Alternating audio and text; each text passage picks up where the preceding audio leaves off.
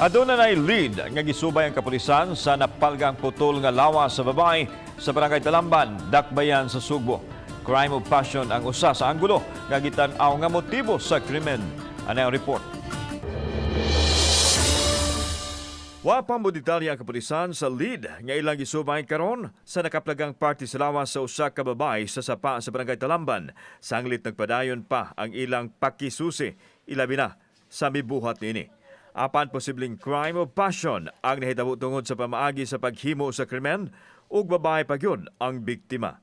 Initial assessment siya to ang investigador ani nga mahulog ni siya sa crime of passion.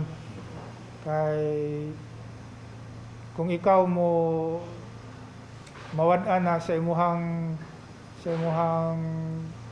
kaugalingon, mapawong na ka tungod sa imuhang kalagot sa usa ka tawo, mapawong na ka mo, the devil will come in.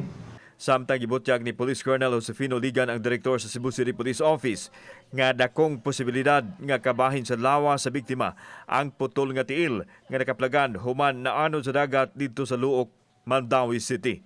Nasay putol nga kamot nga napalgan apan dako ra kuno kini.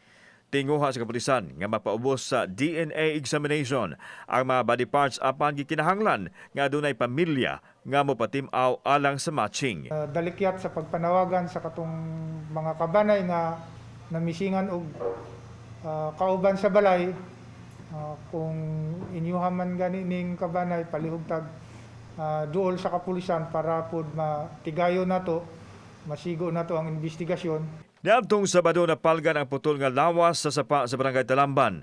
Nagtuo ang kapulisan nga gipaanod sa sapa ang chap-chap nga lawas sa babay. Kauban si Marlon Melgaso, ako si Alan Domingo. Balitang Bisdak.